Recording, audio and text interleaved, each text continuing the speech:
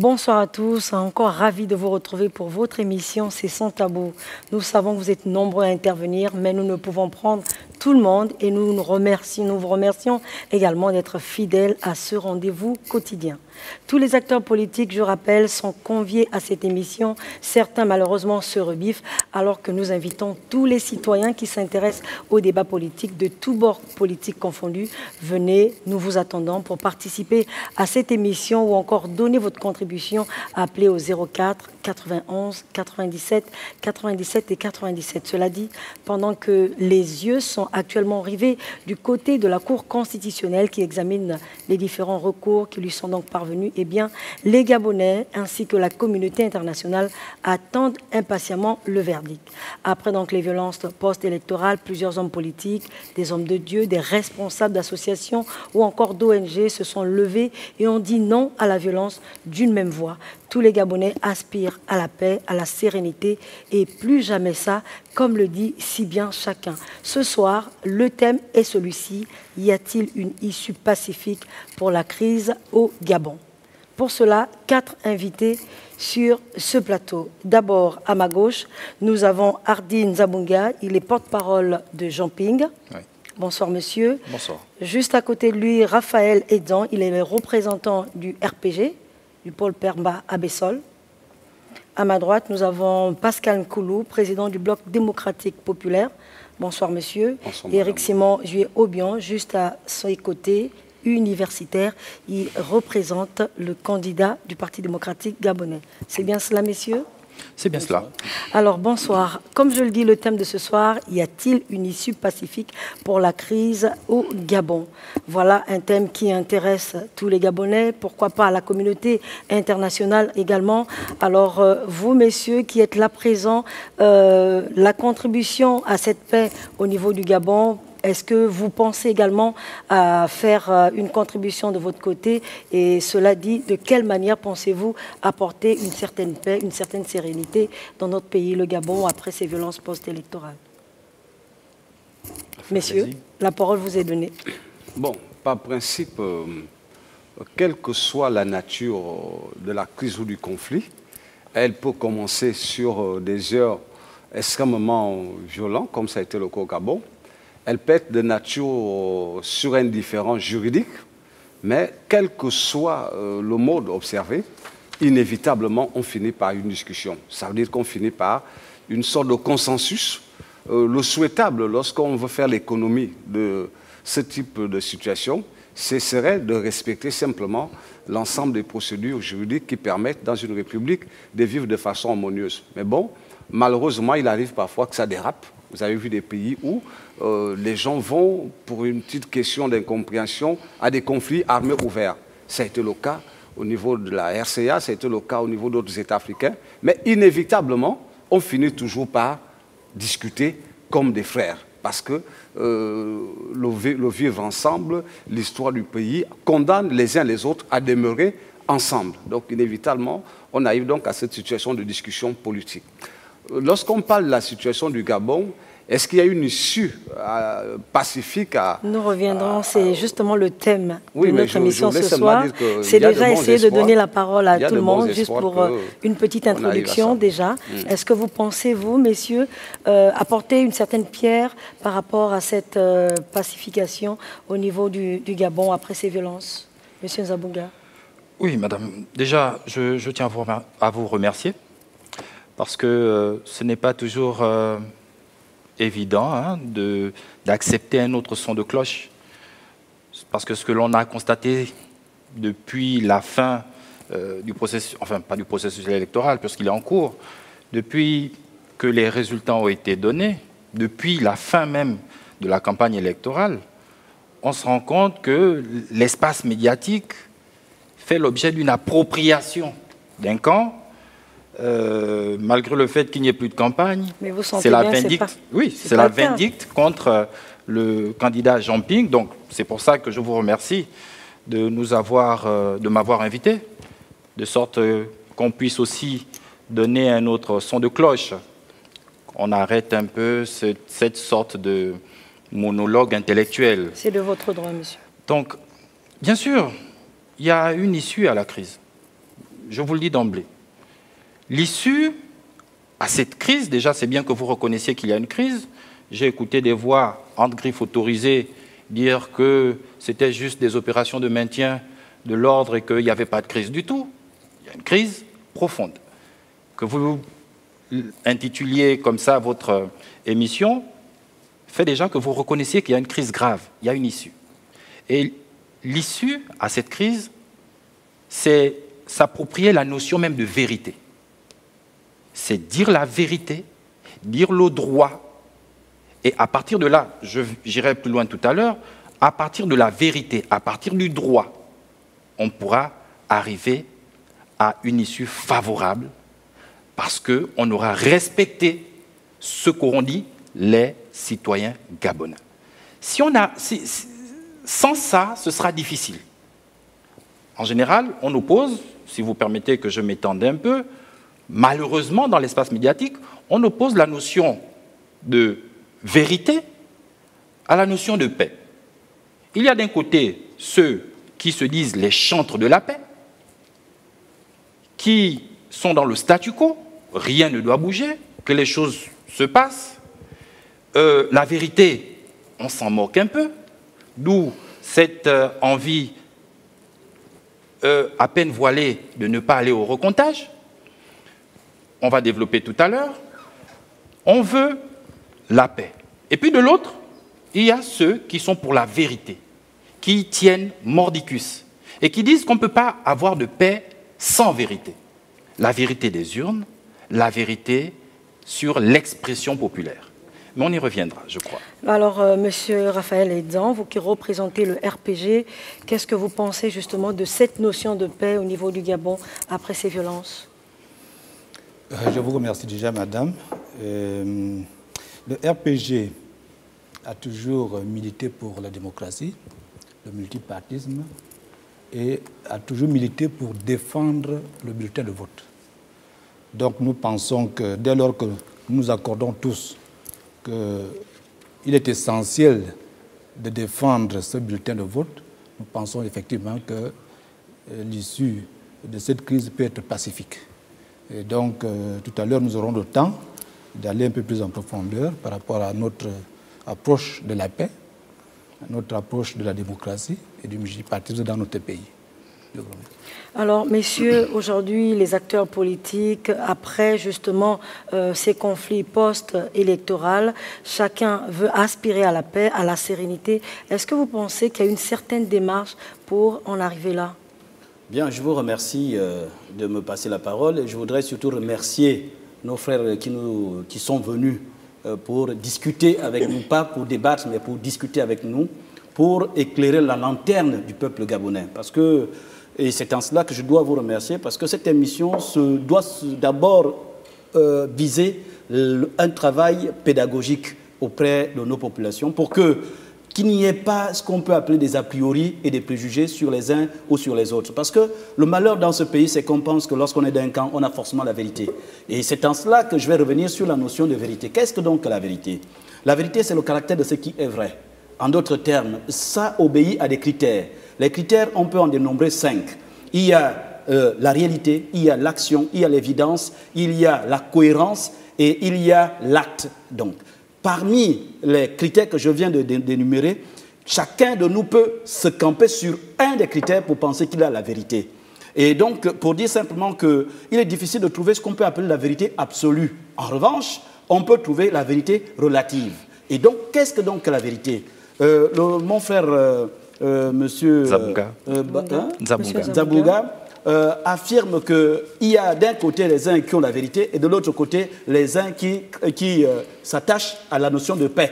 Donc, comme pour dire qu'il y en a qui sont dans le statu quo, donc dans la stagnation, pendant que les autres sont dans la dynamique, dans le mouvement, dans ce qui doit bouger. Mais il faut, à ce moment-là, commencer par voir exactement ce que c'est que la vérité, ce que nous nous accordions sur la vérité. Et bien sûr, et je me réjouis de l'avoir en face, ce qui peut faire effectivement l'unanimité sur la notion de vérité, c'est la Cour constitutionnelle. Parce que c'est le droit qui a été décidé par nos hommes politiques depuis les années 90. Ils ont décidé ensemble. Et je me réjouis de ce qu'on se reconnaisse que les uns et les autres se trouvent dans les deux côtés. Donc que ce soit au niveau de l'opposition ou au niveau de la majorité, on retrouve ceux-là, ces acteurs qui ont dessiné le droit actuel. En d'autres termes encore, ils sont censés s'accorder et accorder du crédit. Or, si on veut répondre à votre question, c'est de savoir si on peut arriver à une issue favorable ou non. Il faut donc commencer par se poser la question de savoir quel est le contenu de ce qui doit nous amener à la vérité. En d'autres termes, aujourd'hui, nous sommes dans un processus qui doit conduire, n'est-ce pas, à donner le nom final du vainqueur de cette élection. Ça veut dire qu'il y a eu une procédure. Ça veut dire qu'il y a des choses qui nous ont, des vérités sur lesquelles chacun s'est campé. La vérité des uns et la vérité des autres. Donc, pour me résumer à ce niveau, dis simplement qu'avant d'arriver à effectivement dire qui est comment sortir de la crise actuelle, je pense qu'il serait bien de commencer par baliser tout ce qui peut être comme obstacle à cette paix, tout ce qui peut être comme obstacle à la pacification de la sortie de cette crise. Alors, monsieur Juebien, excusez-moi de vous interrompre. On nous dit qu'il y a un téléspectateur au bout du fil. Alors, bonsoir, monsieur. Nous vous écoutons. Je vais contribuer à l'émission. Y a-t-il une issue pacifique pour la crise au Gabon? La réponse est oui. La réponse est oui. Malheureusement, ce que l'on voit comme débat à la télévision sur Cassette avec les interlocuteurs qu'il y a ne présage pas une accalmie. Parce qu'on entend, j'ai regardé cette émission, je crois que c'était hier ou avant-hier, c'est vraiment des insultes vis-à-vis des partis. Moi, je ne pense pas un seul instant que ce soit une issue. Voilà, ce téléspectateur, selon lui, il ne pense pas qu'il y ait une issue pacifique pour la crise au Gabon par rapport aux émissions qui se passent sur Canal 7. Mais c'est juste une précision à apporter. Nous vous l'avons dit depuis hier et encore ce soir, nous invitons, nous sollicitons tous les acteurs politiques, tous bords confondus, nous les appelons pour participer à cette émission. L'opposition comme la majorité, chaque camp politique est invité, mais malheureusement, je le reprécise, eh bien, le côté de l'opposition malheureusement se rebiffe, on ignore les raisons. Eh bien, ce soir, nous avons quand même deux invités du camp de l'opposition qui vont devoir s'exprimer et ils sont libres de le faire ce soir pour cette émission spéciale sans tabou. Nous ne refusons personne pour l'émission, alors chacun est invité à participer à cette émission. Cela dit, peut-être un mot pour répondre à ce téléspectateur. Je voulais, puisqu'on en est souvent à cette même observation, la nécessité d'aller à l'apaisement. Mais vous savez, lorsqu'on veut se débarrasser de la poussière, ce n'est pas la peine de soulever le tapis et la mettre en dessous. Il faut avoir le courage, un peu comme je suis heureux que M. Zabouga ait parlé de vérité. Il faut avoir le courage de regarder les évidences en face. Il faut avoir le courage de se dire, on s'est trompé. Moi, je crois que lorsque, et je suis très heureux qu'on en soit parlé d'issue pacifique, vous savez, M. Houphouët-Boigny disait, la paix n'est pas un mot, c'est un comportement. C'est à cela que se détermine, un peu dans ce que M. Eric Jali, les différents paramètres qui permettent de déterminer la vérité. La vérité ne doit pas se juger à l'attitude ou au comportement. C'est un ensemble. Et cet ensemble, c'est l'attitude et le discours et les actes que vous posez qui déterminent si vous êtes homme de paix ou pas du tout. Or, dans la situation qui est celle du Gabon d'aujourd'hui, qu'est-ce qui nous a conduit à ces dérapages multiples? Simplement, et là, ce n'est pas un point de vue que je donne, c'est un constat que j'ai fait. Simplement qu'il y a eu des empressements à se déclarer candidat à une élection dont tout le monde connaissait parfaitement le processus. Première proclamation officielle provisoire. L'étape de la Cour constitutionnelle restant l'étape définitive qui clôt tout le processus, on ne peut pas, avant que cette étape ne soit conclue, penser que l'on aurait gagné des élections. Quel que soit le format en termes de résultats que vous auriez vous-même collectés, lorsqu'on est dans une république et lorsqu'on se veut être homme de paix, on va jusqu'au bout du processus légal qui régit les institutions, organisé et structuré par les institutions de votre pays. Ceci d'autant plus que quand vous vous engagez à une élection, c'est que vous prenez acte devant vos concitoyens, devant la République et devant ce qu'on appelle aujourd'hui la communauté internationale, que vous restez fidèle à ce principe.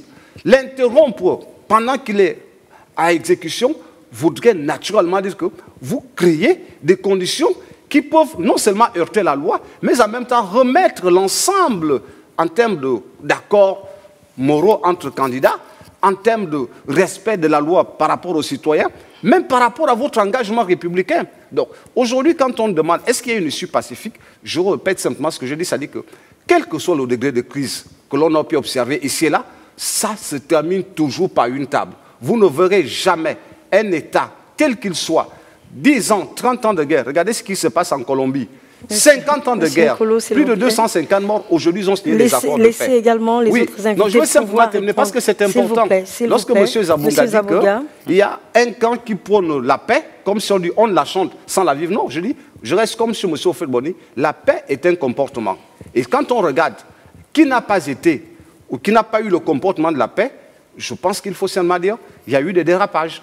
Alors, M. Zabouga, par rapport à tout cela, vous pensez qu'il peut y avoir un face-à-face aujourd'hui qui permettrait de remettre la sérénité entre les deux différents camps? Madame Ouélé, on n'a pas besoin de face-à-face. Monsieur l'a dit, il y a la Cour constitutionnelle, il y a des institutions qu'on espère objectives, on espère d'elles qu'elles diront le droit. Seulement, je remarque que M.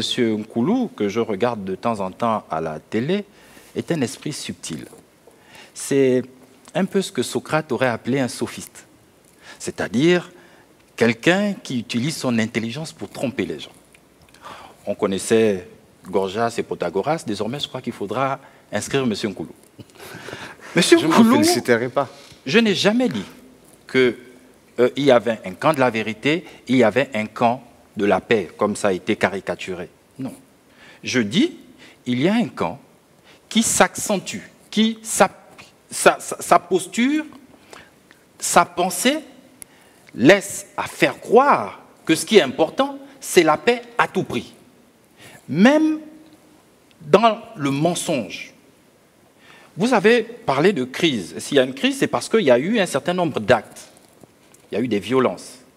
Et souvent, c'est relayé dans les antennes, dans l'espace médiatique, comme je dis. Mais on oublie de relayer la violence originelle. Le processus électoral s'est bien déroulé jusqu'à ce que le ministre de l'Intérieur proclame les résultats. C'était ça, la première violence.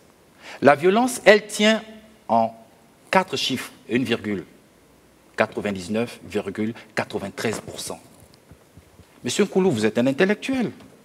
99,93% dans le Haut-Ogooué. Mais c'est une insulte aux habitants du Haut-Ogooué. Parce que le Haut-Ogooué, c'est une société globale. Le Haut-Ogooué, ce n'est pas la Corée du Nord. Ce n'est pas Kim Jong-un qui règne dans le Haut-Ogooué. Dans le Haut-Ogooué, il y a des hommes, des femmes, il y a des intelligences. Il y a une société entière avec des interactions, avec des problèmes, comme partout au Gabon. Mais lorsque vous produisez une telle violence, parce que la violence, ce n'est pas simplement le déchaînement d'une force qui viendrait anéantir la résistance d'un individu, non. La violence, c'est aussi un acte ou une situation qui crée chez l'individu une coercition telle que chez le sujet s'entraîne un déséquilibre ou un trouble. Et ce que le ministre de l'Intérieur a dit, 99,93%, c'est une violence pour nous tous. Vous êtes des intellectuels. Comment peut-on intellectuellement admettre ça? Ça n'a aucun sens. Et d'ailleurs, ce pourquoi je suis venu ici, c'était pour avoir en face de moi des intellectuels qui soient capables, sans sourciller, capables d'assumer un tel score. Vous savez, même ceux qui sont près du distingué camarade, ils savent. Parce que dans le PDG, il y a des intelligences comme partout. Ils savent que ce n'est pas possible. Ils savent qu'il y a un problème. Et c'est pourquoi la communauté internationale se lève et dit « on n'est pas en Corée du Nord. Ce n'est pas possible. » 99, je redis, 99,93%, avec un taux d'abstention de 0,7%. Où est-ce qu'on est? C'est une violence grave. Monsieur Edan. Oui, merci. Je disais tout à l'heure qu'on peut avoir une issue pacifique de cette crise à condition que le processus qui est en cours connaisse un peu des comportements assez paisibles de la part des deux acteurs qui sont opposés ici, à savoir que le camp qui soutient M. Ping et le camp qui soutient M. Ali Bongo. Le 1er septembre dernier, le président du RPG a fait un appel aux deux pour dire que la vérité, vous-même, vous deux, vous le savez. Vous savez la vérité. Vous savez ce qui se passe. Essayez d'être capable de surmonter tout cela. Soyez au-dessus des débats juridiques, politico, tout ça. Vous avez votre pays en main. Parlez, essayez d'écouter le silence. Le Gabon parle. À vous deux. Asseyez-vous. Essayez de vous regarder dans les yeux pour dire la vérité aux Gabonais. Vous deux, seuls vous deux, aujourd'hui, vous êtes capables de nous amener à la paix. C'est ce processus que nous attendons de deux. Il n'y a pas question de vaincre. Il suffit de convaincre. Convaincre ici, c'est effectivement, la Cour constitutionnelle doit faire son travail, de telle sorte que tout le monde soit convaincu des résultats qui seront annoncés après. Voilà le processus que nous annonçons. Nous, RPG, nous défendons. Un invité au bout du fil, s'il vous plaît, nous reviendrons tout à l'heure. Juste le temps de prendre ce téléspectateur. Bonsoir, nous vous écoutons. J'aimerais participer à l'émission. Donc, moi, tout ce que j'aimerais dire d'abord, c'est que aujourd'hui, l'issue pacifique que l'on peut trouver à la crise qui semble-t-il existe au Gabon, ce serait que la Cour constitutionnelle, pour une fois, il fait non pas comme par le passé, de seulement rejeter les recours qui lui sont formulés sans pourtant faire une analyse sur de la forme et du fond, mais que pour une fois elle le fasse et que véritablement elle vide le contentieux. Et qu'au-delà même de vider le contentieux de façon processuelle, qu'elle le vide au fond et qu'elle dise le droit, rien que le droit. À mon humble avis, je pense que c'est à partir de cette décision que l'on peut déjà avoir une partie de la solution. Par ailleurs, l'autre partie de la solution se situe au niveau des acteurs politiques. Aujourd'hui, je fustige une attitude qui, malheureusement, ne fait que continuer. C'est le fait que l'on continue toujours sur certaines chaînes de télévision à diaboliser un camp au détriment d'un autre, à présenter certains comme étant le mal et d'autres comme étant le bien. Dans un souci d'apaisement, je crois que les messages qui doivent être aujourd'hui portés par l'ensemble des acteurs politiques, c'est un message d'apaisement, c'est un message de paix, c'est un message de concorde, c'est un message autre que celui qui nous est présenté. Merci bien, monsieur, pour votre contribution. Sachez que nous sommes tous là, justement, pour apporter l'apaisement pour le Gabon, parce que nous voulons, justement, que notre pays soit toujours dans la paix, que notre pays retrouve son calme, sa sérénité d'antan. Alors, messieurs, vous avez tous entendu ce téléspectateur. Peut-être un mot? Bien. Permettez-moi de revenir d'abord à ce qui a été dit, avant d'arriver à ce que le téléspectateur a dit.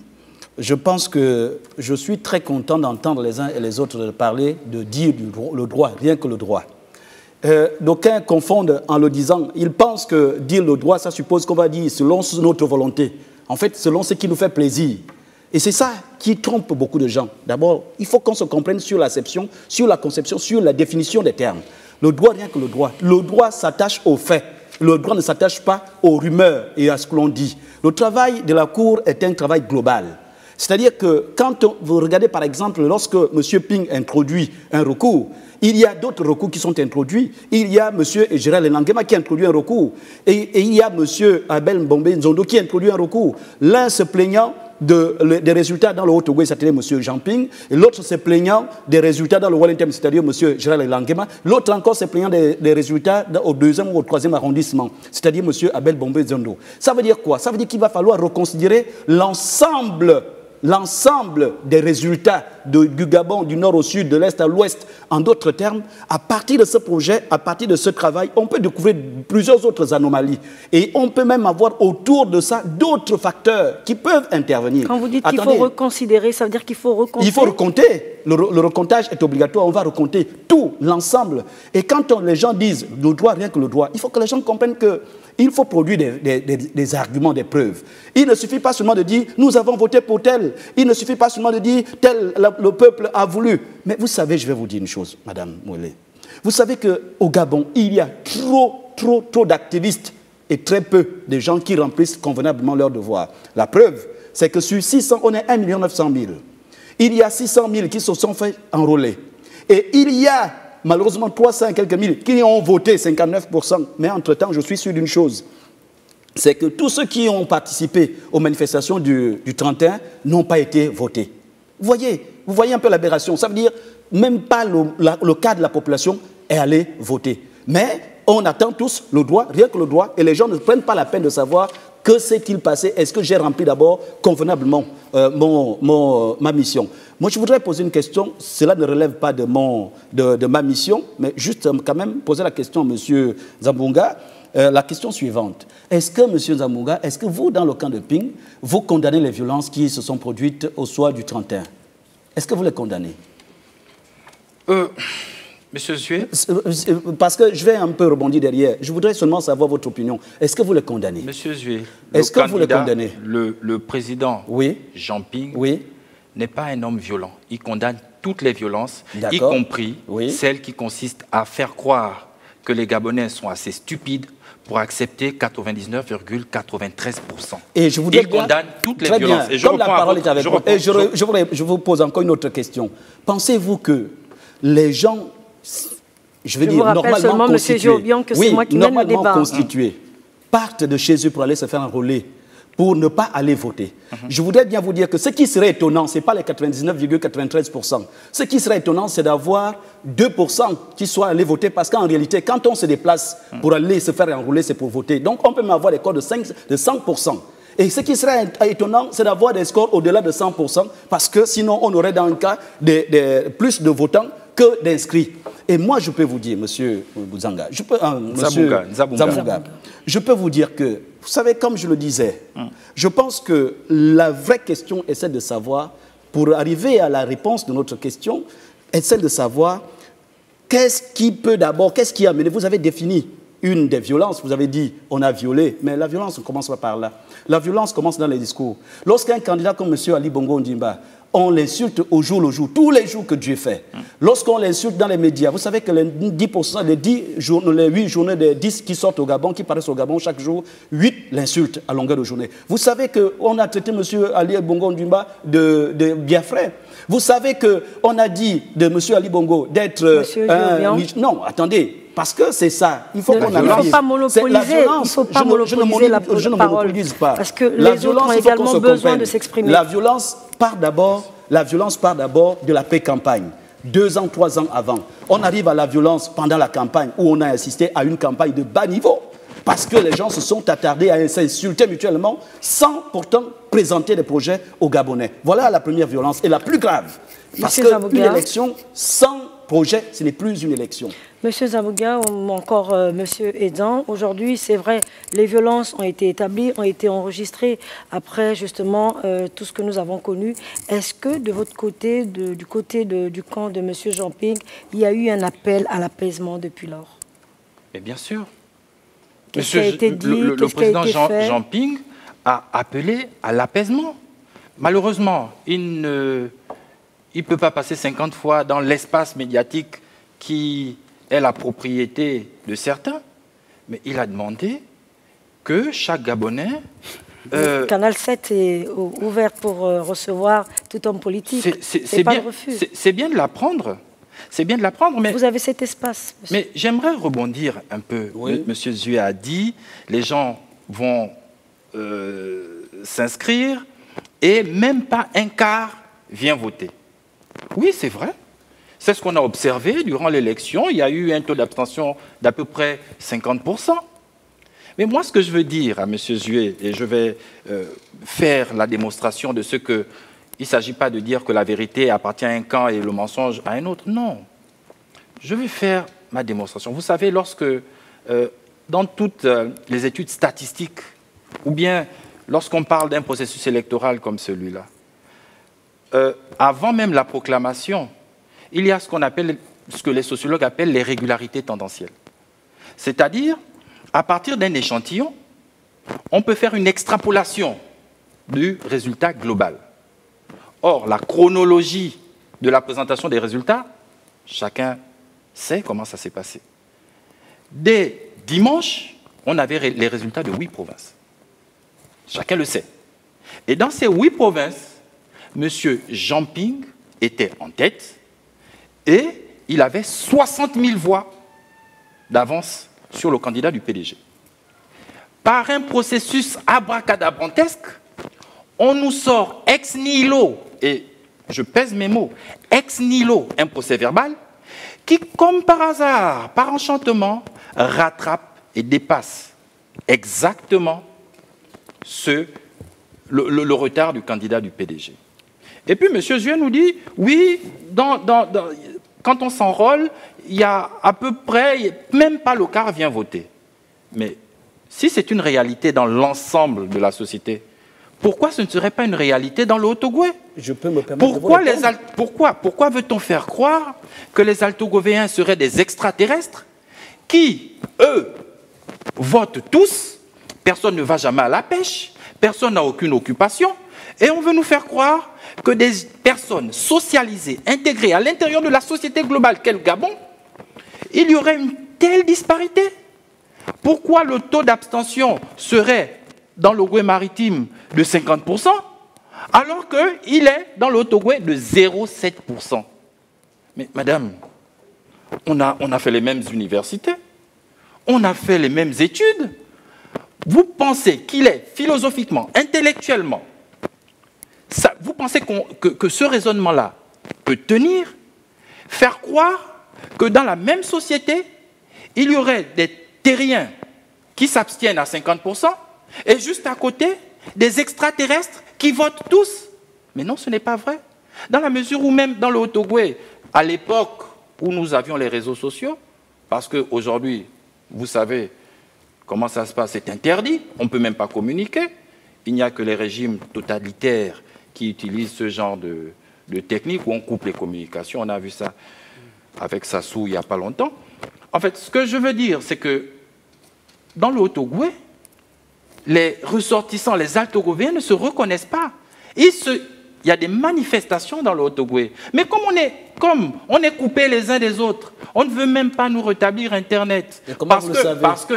Comment vous savez qu'il y a des manifestations? Mais parce que ça se fait désormais de bouche à oreille. Ah, au moins, vous voyez, au moins le pouvoir. C'est ça qui perdra le Gabonais. Monsieur Zué, Monsieur Zué, oui, dans la mesure où le pouvoir nous coupe de nos moyens de communication, oui, comment voulez-vous que nous communiquions? On nous a laissé le téléphone. Il y a des chaînes de télévision de l'opposition, monsieur. Pardon? Il y a des chaînes de télévision de l'opposition, notamment TV+, qui auraient pu relayer la manifestation en question. Parce que j'ai souvent regardé sur TV+, des choses qui se font dans les provinces, à l'intérieur. Pourquoi TV+ ne montre-t-il pas? Pour ceux qui arrivent à pirater Facebook, si vous pouvez y aller, oui, vous verrez qu'il y a des manifestations claires. Non, moi je suis pas sur Facebook. Facebook, il y a souvent des montages, vous le savez. Il y a des montages partout. Sur Facebook, on a déjà dit que Hollande Fermé était mort. Est-ce que c'était vrai? Sur Facebook, on a dit que le président de l'Assemblée nationale... On l'a même vu mort. Le président de l'Assemblée nationale avait démissionné. Monsieur Richard Onouvi avait démissionné. Mais je suis d'accord avec vous. Donc, sur Facebook, il y a beaucoup de mensonges. Voilà, c'est sur Facebook et même sur les chaînes nationales que le porte-parole du gouvernement nous avait dit que le candidat du PDG arrivait en tête dans 6 provinces. Et in fine, il arrive en tête dans 3 provinces et il est quand même toujours devant. Vous voyez, c'est sur Facebook ça, c'est officiel. Et sur les officiels. Ça, c'est officiel. Non, monsieur Zamboga, je voudrais, pour rester cohérent, comme vous l'avez dit, en faisant la fois une analyse la plus citoyenne possible, me décarquant de tout ce qu'on peut dire intellectuellement, mais vraiment la plus citoyenne possible. Vous savez, vous-même, vous avez dit, la violence la plus forte n'est pas souvent physique.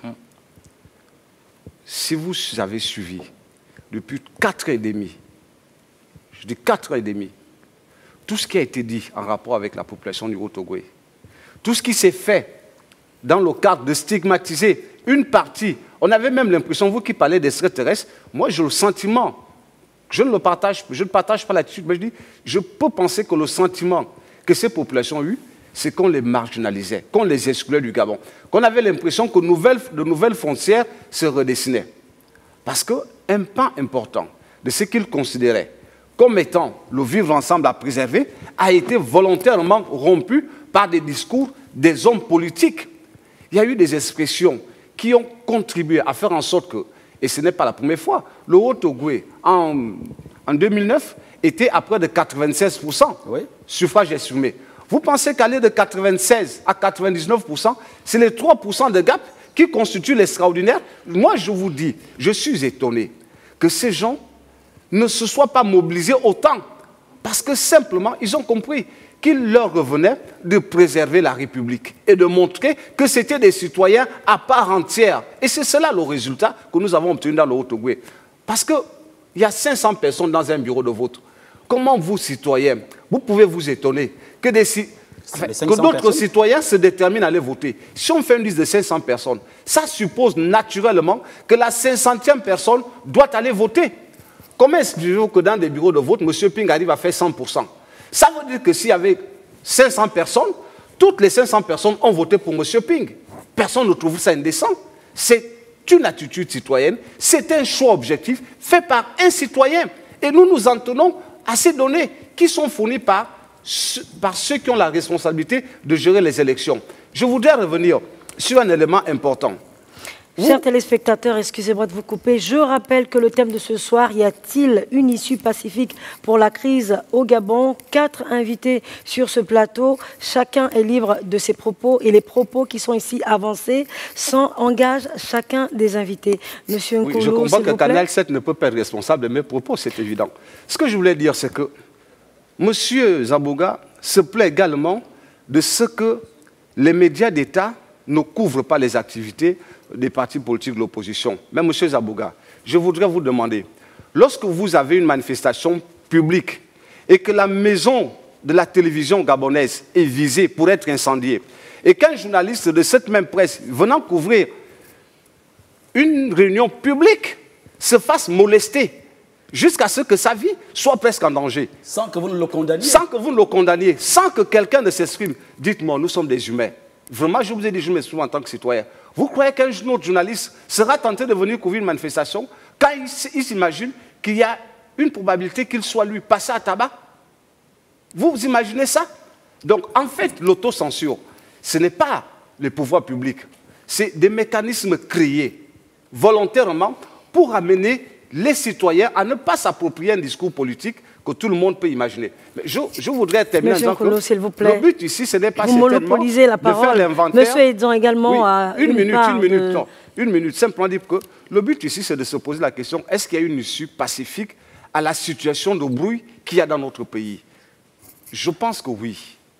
Lorsque M. Ping accepte de se soumettre au processus régulier qui régule les élections, nous nous attendons à ce que, de la même façon, que ce soit lui ou M. Ali Bongo Nimba, tous les deux qui sont des challengers potentiels acceptent les résultats que la Cour constitutionnelle va donner. Je ne vois pas pourquoi, après la proclamation par la Cour constitutionnelle, quelqu'un d'autre pourrait s'autoproclamer en dehors de cette institution. Monsieur Edson Raphaël, peut-être à vous la parole.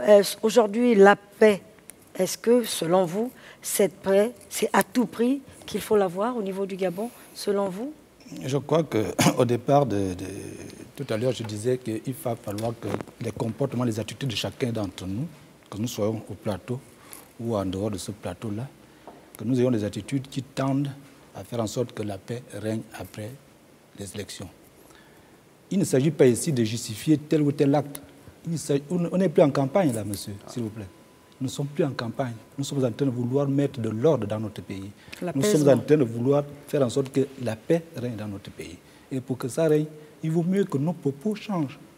Merci. Je pense que nous devons tout faire. Hein. C'est l'appel que nous lançons, nous, au RPG toujours. Nous devons tout faire, au-delà même du droit. Au-delà du droit. Que les deux protagonistes s'asseyent, se parlent, se regardent les yeux dans les yeux pour que la vérité nous amène, nous tous, à nous retrouver et à travailler pour le Gabon. Parce qu'il y a des vérités qui sont là. La vérité, c'est que le Gabon a des problèmes. Nous sommes en crise économique, crise financière, crise ceci, crise cela, crise sociale, crise morale. Pour que nous nous retrouvons, l'exclusion ne va pas amener le Gabon à se développer. Est-ce que vous pensez qu'il y a une démarche pour cela, un certain contenu? La démarche, c'est d'abord, comme on dit, effectivement, il faut qu'on passe par la Cour constitutionnelle. Comment on fait? Le processus est là. La deuxième chose, c'est que les deux, même avant ou après que la Cour ait dit quoi que ce soit, nous souhaitons que ces deux-là se retrouvent pour qu'ils parlent au Gabon, pour qu'ils parlent Gabon et non parler Ping ou parler Ali. Parlons Gabon, c'est l'invite que nous faisons. Parlons Gabon, messieurs. Il y a un téléspectateur au bout du fil. Bonsoir, monsieur, nous vous écoutons. Pour sortir de la crise, moi j'ai deux propositions. J'ai quelques propositions. Le Gabon sort d'une crise où toute la population sort traumatisée. Peu importe l'issue de la Cour constitutionnelle, du moment où sa décision est irrévocable, les deux prétendants, que ce soit Ali ou Ping, il faut qu'ils reconnaissent la victoire de tout un chacun. Et si c'est Ping qui est déclaré gagnant, il faut que Ali appelle son frère, voire même son beau-frère Ping, et le félicite. Et déjà un pas vers la sortie de crise. Et si c'est Ali qui est déclaré vainqueur par la Cour, il faut que Ping ait le courage de féliciter son frère, voire son beau-frère de cette élection. Parce que le peuple a assez souffert pendant ces 2 semaines de tension électorale. Il est temps que chacun reconnaisse et chacun s'asseye dans ce pays. Le pays n'appartient à personne et à aucune famille. Ce pays appartient à tous les Gabonais. On a assez souffert de cette crise. En vilipendant les familles, en vilipendant les individus, ça fait mal. C'est traumatisant. Voilà, c'est peut-être une issue, également une possibilité pour ce téléspectateur. Comme vous l'avez souligné, M. Edzan, il est important pour que les deux adversaires, quel que soit le verdict de la Cour constitutionnelle, il est important que les deux hommes politiques se retrouvent. Vous pensez que cela est possible? Moi, je M. Edzan, d'abord, vous pensez que cela est possible? Oui, c'est possible pour moi, oui. M. Zabouga? Et bien sûr, c'est possible dans le cadre de la vérité. Il faut aller à la vérité. C'est un préalable nécessaire. C'est un préalable pour la suite. Vous y tenez tant à cette vérité? Bien sûr, madame, si vous permettez, je vais faire une démonstration simple. Tout à l'heure, je parlais de 0,7% de taux d'abstention. Les voix autorisées nous ont dit que ça faisait 2000 individus en valeur absolue. Certains calculs montrent que ça fait moins de 500 individus en valeur absolue. Or, dans le camp de Ping, il existe des procès-verbaux dans lesquels le taux d'abstention en termes de valeur absolue, en termes individuels, dans simplement des villes, est bien supérieur à l'estimation la plus haute donnée par les instances autorisées de 2000 personnes. À Mwanda, par exemple, le taux d'abstention en termes de valeur absolue, c'est plus de 5000 individus. Donc, il y a un problème. Et ce problème-là, il faut le régler. Je veux dire, M. Zué nous disait ici, ce qui importe, c'est le droit. Rien que le droit. Je suis d'accord avec lui. Mais en même temps, madame, le droit est construit sur le bon sens. On ne va pas, parce que c'est le droit, parce qu'on s'intéresse aux éléments de forme, spécifiquement, dire qu'on accepte un taux d'abstention comme celui-là, alors que dans plusieurs villes, procès-verbaux à l'appui, il est bien démontré qu'en termes de valeur absolue, il y a bien plus d'abstention que dans le procès-verbal global qu'on n'a pas voulu décortiquer. Et en cela, je voulais apporter une précision. Le président Ping n'appelle pas à un recomptage. Il appelle à un décompte. Il faut qu'on compte, in fine. Parce que du point de vue du président Ping, les populations du Haut-Togo sont allées voter pour rien. Comme on dit au quartier, ils ont voté cadeau. Leur compte, leur vote n'a jamais été pris en compte. On a créé ex nihilo, je reprends l'expression, sur la base de rien. Un procès verbal... Décomptage, c'est pas la même chose. Il s'agit de compter enfin. Il s'agit de compter enfin. Parce que le procès verbal qui nous a été produit ne correspond pas aux procès verbaux, comme on le dit, c'est l'expression, bureau de vote par bureau de vote. D'où la nécessité du décomptage. De faire un décompte, effectivement. Il faut compter. Il faut compter enfin. Il faut quand même compter. C'est ce que nous demandons. Parce que nous avons le sentiment que rien n'a été compté.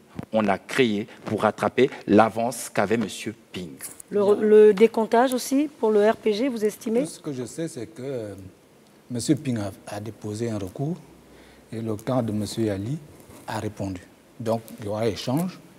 Nous laissons tout à la Cour constitutionnelle parce qu'il ne s'agit pas pour nous de faire le décompte ou de faire... Ce n'est pas de notre ressort. La Cour est saisie, la Cour doit faire son travail. Donc, c'est comme ça que nous voyons les choses. La Cour doit faire son travail, messieurs. Un éclaircissement à apporter? Oui, je crois que nous sommes à la fois sur des éléments de droit, mais également sur des éléments philosophiques, parce qu'on peut polémiquer. Le droit, c'est la preuve par le contraire. Je dis ceci, voilà le contraire de ce qui semble se présenter. Or, au jour d'aujourd'hui, ces éléments de droit vont être confrontés, parce que la Cour constitutionnelle ne travaille pas sans la participation à la fois des avocats des différentes parties. Donc, le travail, en ce qui concerne l'examen dans le fond, est un travail régulier, transparent. Et à la limite, moi je souhaite que la Cour constitutionnelle fasse encore l'effort, comme on l'a vu dans le cadre de la situation concernant le recours ou la plainte relative à la nationalité ou filiation du président Ali Bongo Ondimba, où les Gabonais, effectivement, puissent se rendre compte qu'il n'y avait, dans la déposition faite par les candidats de l'opposition, aucun élément de droit. C'était des humeurs, des intentions, à partir de vieilles coupures de journaux et de romans écrits par un esprit malade comme payant. Bon, bref, ce que je vais dire aujourd'hui, c'est un peu ce que le téléspectateur a dit. L'essentiel se retrouve, moi je le note, un peu dans ce que le candidat Ali Bongo, président sortant, a dit. Il a dit, je prends acte de ce que l'écart qui est entre nous deux m'interpelle pour mieux me pencher. Et je tends la main. Je crois que c'est à peu près la même attitude que nous attendions, un peu comme le téléspectateur l'a spécifié, des autres candidats en disant, nous notons qu'il y a un court écart entre nous, le processus va jusqu'à son terme à la Cour constitutionnelle, avant d'ouvrir, comme on dit, les vannes pour que les gens pillent et brûlent, alors que le processus électoral n'est pas du tout terminé. Monsieur Nkolo, s'il vous plaît, vous dites, selon vos propos, que le président aujourd'hui tend la main à tout adversaire pour participer à l'édification du Gabon. Vous pensez à un gouvernement de transition? Pour l'instant, nous allons revenir sur cette question. Nous allons revenir sur cette question. Le temps de récupérer l'appel téléphonique. Bonsoir, monsieur ou madame.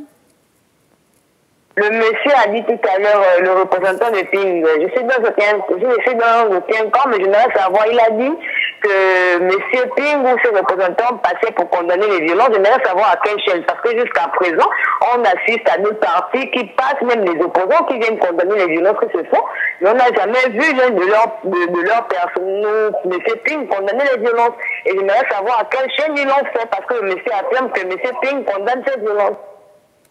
Voilà, je pense que M. Nzabouga, la question du téléspectateur vous interpelle, oui. D'accord. Sur quelle chaîne M. Ping s'est exprimé pour condamner les violences?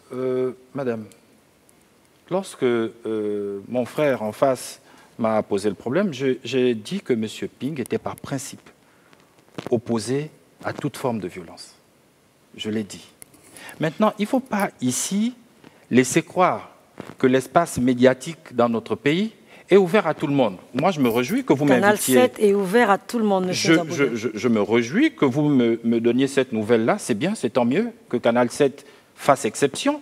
Mais les médias au Gabon, on sait comment ils fonctionnent. Moi, je vais vous rappeler une anecdote. C'est peut-être rappeler aussi l'anecdote auprès du téléspectateur pour répondre à sa question. Pour répondre justement, je vais vous rappeler une anecdote. Lorsque le candidat du PDG est passé à l'émission sur la première chaîne de télévision, à la fin de son entretien, Madame Olga Confort au Kinkali lui a demandé, mais Monsieur le Président, est-ce que désormais on pourra travailler librement? Le chef de l'État lui a répondu, vous le faites. Et elle a continué, elle a insisté en disant « Mais monsieur le chef de l'État, à chaque fois qu'on veut dire quelque chose, à chaque fois qu'on veut interpeller quelqu'un qui a une voix un peu dissonante, eh ben, on nous dit la présidence n'est pas contente, la présidence ne veut pas. » Ça s'est passé à la première chaîne de télévision. Et elle lui a posé la question, in fine, est-ce que nous aurons désormais le droit, dans votre prochain septennat, le droit de faire notre métier? Et le chef de l'État de lui répondre, vous le faites déjà. Merci, Monsieur Nzabouga. Nous sommes déjà malheureusement à la fin de notre émission. Le temps est passé rapidement. Peut-être un mot de fin pour chacun avant de nous séparer? Bon, je voudrais rapidement dire que l'espace médiatique au Gabon, quand vous regardez toute la sous-région d'Afrique centrale, véritablement, il n'y a pas de comparaison. Certains médias, donc responsables des médias africains, se disent « Est-ce que vraiment le Gabon, c'est l'Afrique ?» Quel est ce président que l'on traîne dans la boue, que les journaux dessinent en caricaturant dans tous les sens, et aucun journaliste n'est en prison? Aucun. Je note qu'en ce qui semble dire M. Nzabouga, et le président donne une bonne réponse, les gens confondent entre l'autocensure, qui est une hésitation de la compréhension personnelle que certains professionnels des médias ont, et les injonctions qu'ils peuvent leur donner. Ceci d'autant plus qu'il faut quand même être précis. Les médias publics ne font pas de propagande pour les partis politiques. Les médias publics servent à informer le citoyen sur des actions d'envergure et à caractère citoyen. Donc, lorsque ces choses ne sont pas faites, oui, s'il vous plaît, et que l'on va ouvrir le micro ou présenter quelqu'un devant une caméra pour qu'il injure le chef de l'État, il s'auto-censure. Ce type de discours ne passe nulle part. Et vous avez parlé de censure sur les médias. Nous sommes à la fin, je termine rapidement parce que c'est important. S'il vous plaît, vous avez vu que par rapport à la lutte contre le terrorisme, par rapport à la lutte contre ce qu'on appelle les discours de nature à radicaliser, il y a des censures. Il y a des pays qui ferment des réseaux sociaux parce qu'ils estiment que ces réseaux sociaux ou ces informations sont de nature à créer une situation de déviance prolongée dans leur pays. Donc, quand on a Facebook et que l'on va maquiller un jeune qui est vivant en disant qu'il est décédé, quand on a Facebook et qu'on publie les photos du président de l'Assemblée nationale en disant qu'il a démissionné, quand on va sur Facebook et que l'on publie que le chef d'état-major des armées a démissionné, je crois que c'est une façon responsable. Je termine en disant que le président de la République, M. Ali Bongo Ondimba, a dit qu'il prenait acte de l'écart et que cela lui renvoyait à nécessairement s'ouvrir. Et il a redit dans le discours qu'il a prononcé récemment qu'il est conscient que les mécanismes institutionnels et électoraux d'aujourd'hui ne répondent plus, qu'il faut les réviser en profondeur. Par contre, je termine en disant, j'ai entendu M. Ping dire que si la Cour constitutionnelle ne se décide pas, il va y avoir une situation d'instabilité durable au Gabon. Ça ne me semble pas être une conclusion heureuse. Malheureusement, le temps est terminé de cette émission. Madame Ouellet, je vais tenter de faire beaucoup plus court. Effectivement, on va arriver à une réconciliation. Nous sommes Gabonais, nous sommes dans le même espace. Il n'y a pas d'extraterrestres, ni dans l'Angounié, ni dans le Haut-Ogooué. Nous sommes Gabonais, nous avons les mêmes aspirations, nous vivons les mêmes problèmes. Et quand nous votons, nous ne sommes pas très différents en général. Et la Cour constitutionnelle va tenir compte de cela. Et c'est vrai que certains ont défini la Cour constitutionnelle comme la tour de Pise qui penche toujours du même côté, mais nous pensons qu'il y a des hommes et des femmes à la Cour constitutionnelle qui ont une certaine probité, parce qu'à un moment, il ne faudra pas donner raison à Bossuet lorsqu'il dit que Dieu rit de ceux qui méprisent les effets dont ils chérissent les causes.